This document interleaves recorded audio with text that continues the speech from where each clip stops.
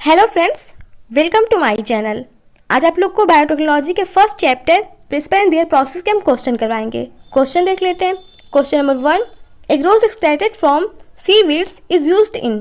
तो option A spectrophotometry, option B tissue culture, option C PCR and option D gel electrophoresis.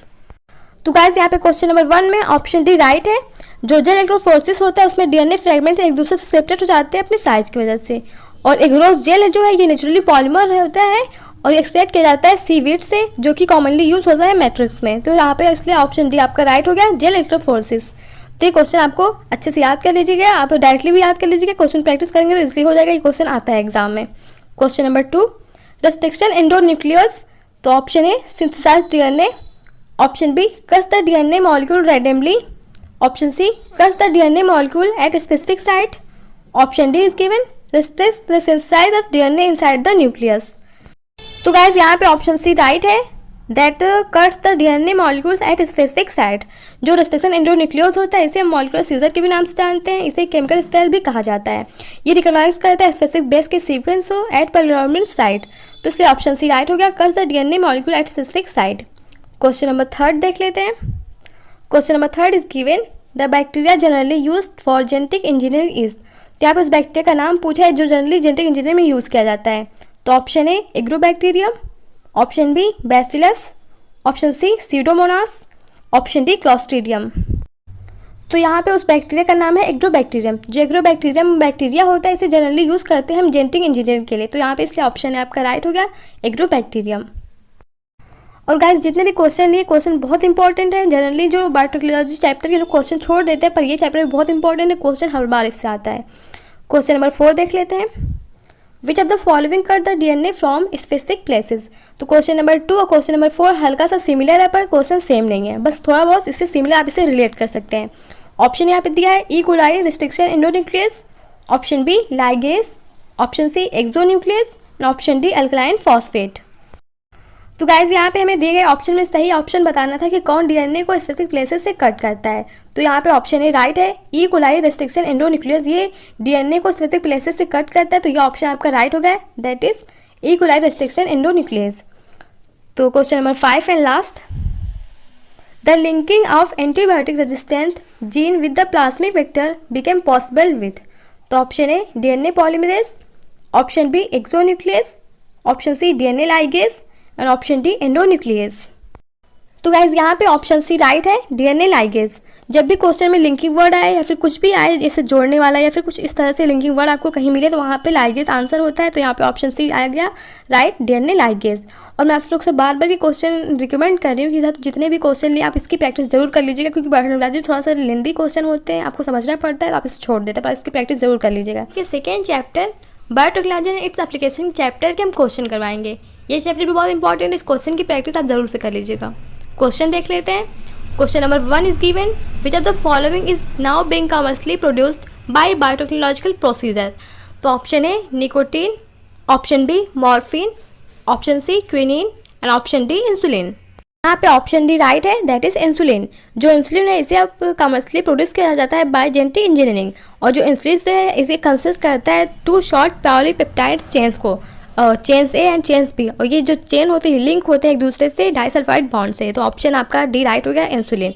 Insulin को अब commercially produce किया जाता है bye genetic engineering. Question number 2, human insulin is being commercially produced from A transgenic species. तो ये question आपको शायद similar लगे, पर ये क्वेश्चन सिमिलर नहीं है। आप इसमें थोड़ा सा देखिएगा, लास्ट में ट्विस्टिंग है, तो ये ऐसे कन्फ्यूजन हो जाते हैं, आपसे ध्यान से करिएगा ताकि आपका क्वेश्चन रॉन्ग ना हो। Option A rhizobium, option B saccharomyces, option C escherichia coli and option D mycobacterium. तो क्या क्वेश्चन पिछले क्वेश्चन से रिलेट है, अब इसे रिलेट करके आंसर निकालेगा तो आपका ऑप्शन सी राइट होगा, एक्सटीरिया कोलाई। जो एक्सटीरिया कोलाई है अब ये ट्रांसजेनिक स्पीसीज है जो कि कमर्शियली प्रोड्यूस किया जाता है ह्यूमन इंसुलिन से। तो ऑप्शन सी राइट हो गया। Question number 3, ELISA is use to detect virus where the key agent is. तो option A is given alkaline phosphate, option B catalase, option C DNA probe and option D is given RNase.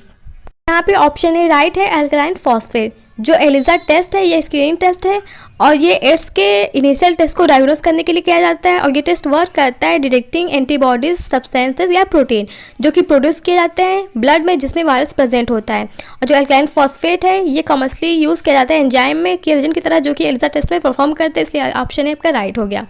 Question number 4, golden rice is a transgenic crop of the future with the following improved trait. तो option A insect resistant, option B high lysine, option C high protein content, option D high vitamin A content. तो ये question जब भी golden rice का है आप आंख बंद करके आंसर करिएगा high vitamin A content. Golden rice जो है विटामिन ए में रिच होता है, तो ऑप्शन डी आपका राइट हो गया। ये क्वेश्चन इतनी बार आ चुका है कि आप इसे डायरेक्टली याद कर लीजिएगा, जब भी गोल्डन राइस का नाम है यानी कि वहाँ पे हाई विटामिन ई रिच है, विटामिन ए रिच है और वहाँ पे हाई विटामिन ए कंटेंट। अब यहाँ पे आंसर लगा दीजिएगा, ऑप्शन डी राइट हो गया। Question number 5 and last, part of tobacco plant is infected by meloidogyne incognita. तो option A stem, option B root, option C flower, option D leaf. तो यहाँ पे इस क्वेश्चन में ऑप्शन बी आपका right है, दैट इज रूट। तो guys जो मिलिबोडाइन इनकॉग्निटा प्लांट है ये एक निमेटोड है जो कि इन्फेक्ट करता है रूट्स ऑफ टोबैको प्लांट। ये रूट को इन्फेक्ट करता है और जो टोबैको प्लांट को अगर इन्फेक्ट करता है तो उससे जो फसल की पैदावार है उसमें बहुत ज़्यादा कमी आ जाती है, उसका बहुत ही ज़्यादा अमाउंट में ग्रेट डिस्ट्रक्शन हो जाता है। तो इसलिए ऑप्शन आपका बी राइट हो गया। मिलिबोडाइन इनकॉग्निटा प्लांट रूट को इन्फेक्ट करता है जिससे बहुत ही ज़्यादा अमाउंट में आपकी फसल को नुकसान पहुँचता है। तो hello friends, welcome to my channel. आज आप लोग को बायोलॉजी के मैं यहाँ पे एवोल्यूशन चैप्टर के क्वेश्चन करवाऊंगी। ये चैप्टर भी बहुत इंपॉर्टेंट है, आप इसकी प्रैक्टिस कर लीजिएगा। Question number 1, continuity of germ plasm theory was given by. ये क्वेश्चन बहुत ही बार एग्जाम में पूछा गया है, इसे आप डायरेक्टली याद कर लीजिएगा। Option A is given de Vries, option B Weismann, option C Darwin and option D Lamarck. तो यहाँ पे क्वेश्चन नंबर 1 में ऑप्शन बी राइट है, विजमैन। विजमैन ने continuity of germ plasm theory को दिया था, इसे आप डायरेक्टली याद कर लीजिएगा, बहुत ही आसानी से याद भी हो जाता है। और ये क्वेश्चन इतनी बार पूछा गया है, आप इसे डायरेक्टली याद कर लें, आपको आज ईजिली ये चीज़ें लर्न भी हो जाती हैं और अपनी प्रैक्टिस की होगी तो बहुत ही आसानी से हो भी जाएगा। तो ऑप्शन बी राइट हो गया। Question number 2, study of fossil is known as. ये क्वेश्चन भी बहुत रिपीटेड है, तो फॉसिल की स्टडी को हम क्या बोलते हैं यहाँ पे इस क्वेश्चन में पूछा है। तो option A palaeontology, option B herpetology, option C saurology और ऑप्शन डी इवोल्यूशन। तो ऑप्शन डी बिल्कुल भी नहीं हो सकता, आप इसे ऐसे ही एलिमिनेट करके क्वेश्चन को कर सकते हैं। तो ऑप्शन आपका ए राइट है। पैलेंटोलॉजी को हम स्टडी ऑफ फॉसिल बोलते हैं, मतलब फॉसिल की जो स्टडी होती है उसे हम पैलेंटोलॉजी के नाम से जानते हैं, इसलिए ऑप्शन आपका ए यहाँ पे राइट है। इसे भी आप डायरेक्टली याद कर लीजिएगा, ये क्वेश्चन भी इतनी बार रिपीटेड है, आप इसे लर्न कर सकते हैं ईजी तरीके से। तो यहाँ पे बाय मिस्टेक डिवरीज हो गया, पर यहाँ पे ऑप्शन ए राइट होगा, palaeontology. Question number 3, species occurring in different geographical area are called as. तो option A sympatric, option B allopatric, option C sibling and option D neopatric. तो guys different geographical area में पाए जाने वाले species को हम allopatric के नाम से जानते हैं, इसलिए यहाँ पे ऑप्शन बी राइट है, एलोपैट्रिक। और गाइस जो एलोपैट्रिक स्पीसीज होते हैं ये इंटरप्रेट कर भी सकते हैं, नहीं भी कर सकते हैं, क्योंकि ये जियोग्राफिकली आइसोलेटेड होते हैं, इसलिए इसमें इंटरप्रेटेशन की कंडीशन होती भी है और नहीं भी होती है। यहाँ पे ऑप्शन आपका बी राइट हो गया, एलोपैट्रिक। आपको बस राइट आंसर बता देना, इतना जानने की जरूरत नहीं है। Question number 4, analogous structure are a result of.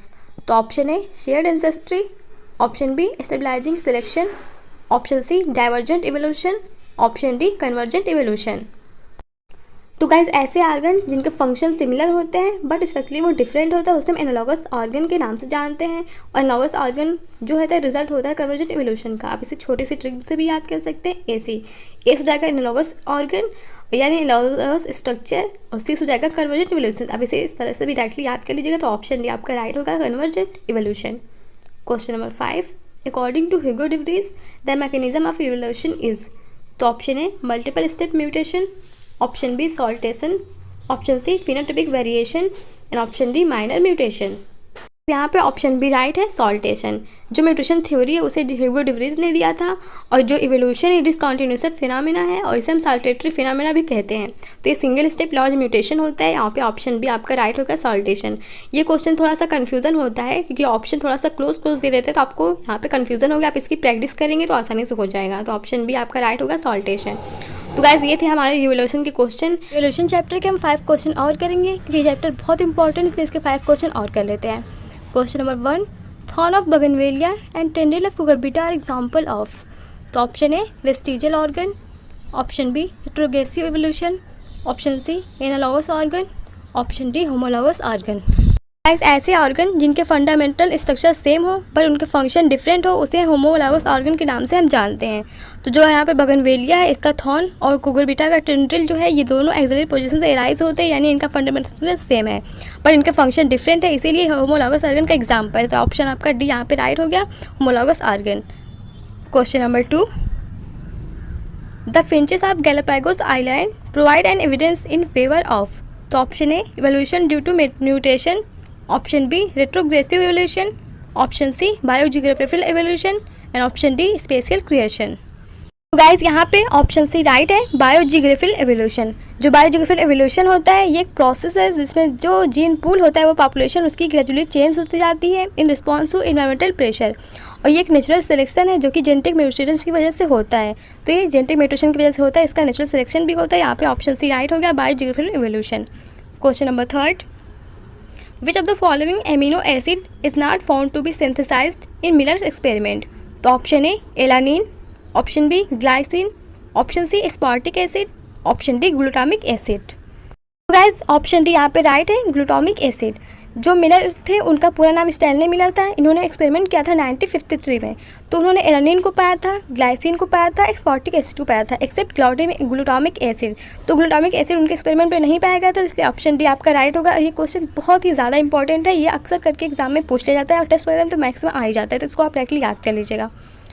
Question number 4, the tendency of population to remain in genetic equilibrium may be disturbed by.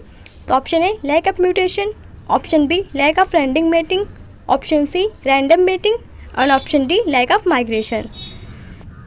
तो गाइज यहाँ पे ऑप्शन बी राइट है, lack of random mating. Hardy विंडरबिल्ला कहता है कि जो allele की फ्रीक्वेंसी होती है वो पॉपुलेशन में वो स्टेबल होती है और ये कांस्टेंट होती है जनरेशन टू जनरेशन, और in case of lack of random mating जो जेनेटिक इक्विलिब्रियम होता है वो डिस्टर्ब हो जाता है। तो यही आपसे यहाँ पे क्वेश्चन में पूछा था, तो ऑप्शन बी आपका राइट है, लैक ऑफ रैंडम मेटिंग। इसी भी आप डायरेक्टली याद कर लीजिएगा या फिर आप थोड़ा सा इसे एनसीईआरटी पढ़ के कर लीजिएगा। Question number 5, the most apparent change during the evolutionary history of Homo sapiens is traced in. तो option A loss of body hair, option B walking upright, option C shortening of the jaw, option D remarkable increase in brain size.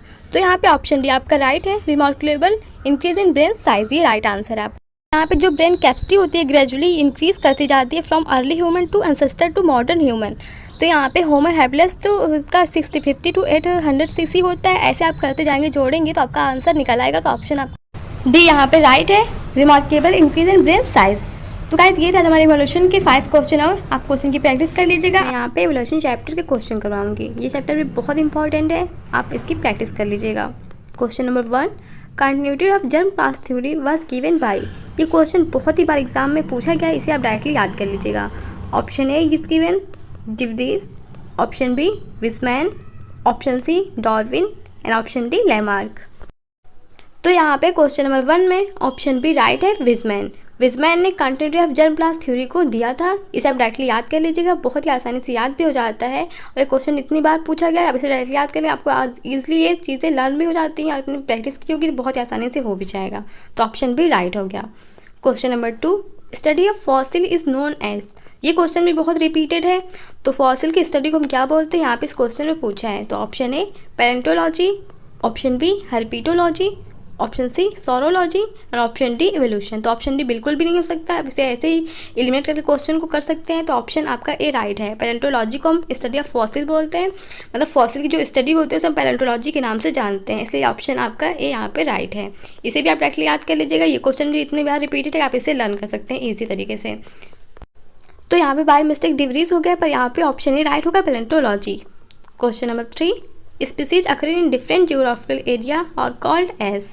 तो option A sympatric, option B allopatric, option C sibling and option D नियोपैट्रिक।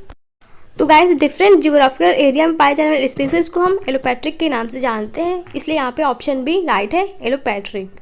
और guys जो allopatric species होते हैं ये interpret कर भी सकते हैं, नहीं भी कर सकते हैं, क्योंकि ये जियोग्राफिकली आइसोलेटेड होते हैं, इसलिए इसमें इंटरप्रेटेशन की कंडीशन होती भी है और नहीं भी होती है। यहाँ पे ऑप्शन आपका बी राइट हो गया, एलोपैट्रिक। आपको बस राइट आंसर बता देना, इतना जानने की जरूरत नहीं है। Question number 4, analogous structure are a result of. तो option A shared ancestry, option B stabilising selection, option C divergent evolution, option D convergent evolution. तो गाइज ऐसे ऑर्गन जिनके फंक्शन सिमिलर होते हैं बट स्ट्रक्चरली वो डिफरेंट होता है उसे हम एनालॉगस ऑर्गन के नाम से जानते हैं। और एनालॉगस ऑर्गन जो होता है रिजल्ट होता है कन्वर्जेंट इवोल्यूशन का। आप इसे छोटी सी ट्रिक से भी याद कर सकते हैं। ए हो जाएगा एनालॉगस ऑर्गन यानी एनालॉगस स्ट्रक्चर, और सी हो जाएगा कन्वर्जेंट इवोल्यूशन। अब इसे इस तरह से भी डायरेक्टली याद कर लीजिएगा। तो ऑप्शन डी आपका राइट होगा, convergent evolution. Question number 5, according to Hugo de Vries the mechanism of evolution is. तो option A multiple step mutation, option B saltation, option C phenotypic variation and option D minor mutation. यहाँ पे option B right है, saltation. जो mutation theory है उसे ह्यूगो de Vries ने दिया था, और जो इवोल्यूशन ये डिसकंटिन्यूस फिनोमेना है और इसे हम सॉल्टेटरी फिनोमेना भी कहते हैं। तो ये सिंगल स्टेप लार्ज म्यूटेशन होता है। यहाँ पे ऑप्शन बी आपका राइट होगा, सॉल्टेशन। ये क्वेश्चन थोड़ा सा कन्फ्यूजन होता है क्योंकि ऑप्शन थोड़ा सा क्लोज दे देते हैं, तो आपको यहाँ पे कन्फ्यूजन होगा। आप इसकी प्रैक्टिस करेंगे तो आसानी से हो जाएगा। तो ऑप्शन बी आपका राइट होगा, सॉल्टेशन। तो गाइज ये थे हमारे इवोल्यूशन के क्वेश्चन। इवोल्यूशन चैप्टर के हम 5 क्वेश्चन और करेंगे क्योंकि ये चैप्टर बहुत इंपॉर्टेंट, इसलिए इसके 5 क्वेश्चन और कर लेते हैं। Question number 1, thorn of bougainvillea and tendril of cucurbita are example of. तो option A vestigial organ, option B retrogressive evolution, option C analogous organ, option D homologous organ. ऐसे organ जिनके fundamental structure same हो पर उनके function different हो उसे homologous organ के नाम से हम जानते हैं। तो जो यहाँ पे बगनवेलिया है इसका थॉर्न और कुकुरबिटा का टेंड्रिल जो है ये दोनों एक्सिलरी पोजीशन से एराइज होते हैं, यानी इनका फंडामेंटल सेम है पर इनके फंक्शन डिफरेंट है, इसीलिए होमोलॉगस ऑर्गन का एग्जाम्पल है। तो ऑप्शन आपका डी यहाँ पे राइट हो गया, homologous organ. Question number 2, the finches of Galapagos island provide an evidence in favour of. तो option A evolution due to mutation, option B retrogressive evolution, option C biogeographical evolution and option D special creation. तो guys यहाँ पे option C right है, biogeographical evolution. जो biogeographical evolution होता है ये एक प्रोसेस है जिसमें जो जीन पूल होता है वो पॉपुलेशन उसकी ग्रेजुअली चेंज होती जाती है in response to environmental pressure, और ये एक नेचुरल सिलेक्शन है जो कि जेनेटिक म्यूटेशन की वजह से होता है। तो ये जेनेटिक म्यूटेशन की वजह से होता है, इसका नेचुरल सिलेक्शन भी होता है। यहाँ पे ऑप्शन सी राइट हो गया, biogeographical evolution. Question number 3, Which of the following amino acid is not found to be synthesized in Miller's experiment? तो option A alanine, option B glycine, option C aspartic acid, option D glutamic acid. तो guys option D यहाँ पे right है, glutamic acid. जो Miller थे उनका पूरा नाम स्टैनली मिलर था। इन्होंने एक्सपेरिमेंट किया था 1953 में।